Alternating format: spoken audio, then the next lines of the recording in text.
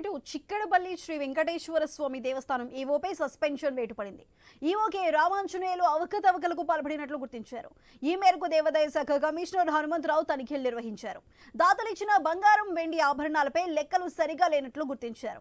అలాగే 2.30 కిలోల వెండి కిరీటాన్ని రసీదు ఇవ్వకపోవటం, కంసాలకి ఇచ్చిన కిరీటం 4 ఏళ్లుగా తిరిగి రాకపోవటంపై అనుమానాలు వ్యక్తమవుతున్నాయి. ప్రసాదం తక్కువ పరిమాణంలో ఇవ్వటంపై భక్తులు ఆగ్రహం వ్యక్తం చేస్తున్నారు. ఈవోపై దేవాదాయ శాఖ కమిషనర్ కు ఫిర్యాదు చేశారు.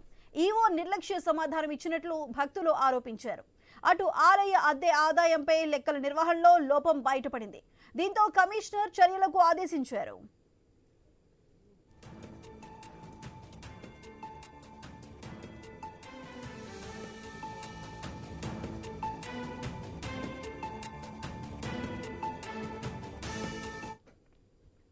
చిక్కడపల్లి శ్రీ వెంకటేశ్వర స్వామి దేవస్థానం ఈవోపై సస్పెన్షన్ వేటు పడింది.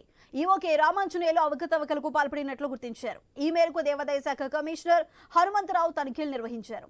దాతలిచ్చిన బంగారు, వెండి ఆభరణాలపై లెక్కలు సరిగ్గా లేనట్లు గుర్తించారు. అలాగే 2.30 కిలోల వెండి కిరీటానికి రసీదు ఇవ్వకపోవటం, కంసాలకి ఇచ్చిన కిరీటం 4 ఏళ్లుగా తిరిగి రాకపోవటంపై అనుమానాలు వ్యక్తమవుతున్నాయి. అది దీనికి సంబంధించి పూర్తి సమాచారం మా ప్రతినిధి రత్నకుమార్ అందిస్తారు.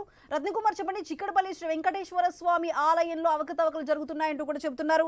అయితే దీని మీద ఈవోపై సస్పెన్షన్ వేటు కూడా పడింది. మరి దీనికి సంబంధించిన అప్డేట్స్ ఏంటి? సుధా, ముఖ్యంగా ఆలయంలో వచ్చిన విరాళాలు బంగారం రూపంలోనూ అలాగే నగదు రూపంలో వచ్చిన విరాళాల లెక్కల వాటన్నింటినీ సూచించడంలో కూడా అవకతవకలకు పాల్పడినటువంటి వ్యవహారంలోనే ఇప్పుడు చిక్కడపల్లి శ్రీ వెంకటేశ్వర స్వామి దేవస్థానం ఈవో పైన సస్పెన్షన్ వేటు పడింది.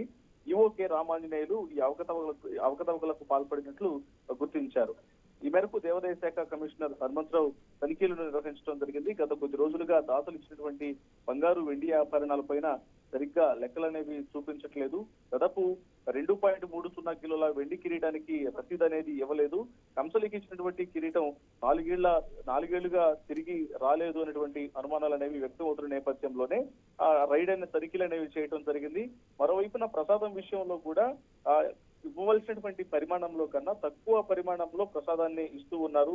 ఇక్కడ కూడా అవకతవకలకు పాల్పడుతున్నారంటూ కూడా పలు ఫిర్యాదులు అందడంతో ఈవో పైన దేవాదాయ శాఖ కమిషనర్ కు ఫిర్యాదు అనేది అంది. సో ఈవో నిర్లక్ష్య సమాధానం ఇచ్చినట్లు భక్తులు ఆరోపించారు. అటు ఆలయ అద్దెపై ఆదాయం పైన లెక్కలు నిర్వహణలో లోపం బయటపడటంతో కమిషనర్ చర్యలకు ఈవోను సస్పెండ్ చేయడం జరిగింది. Right Ratna, thank you.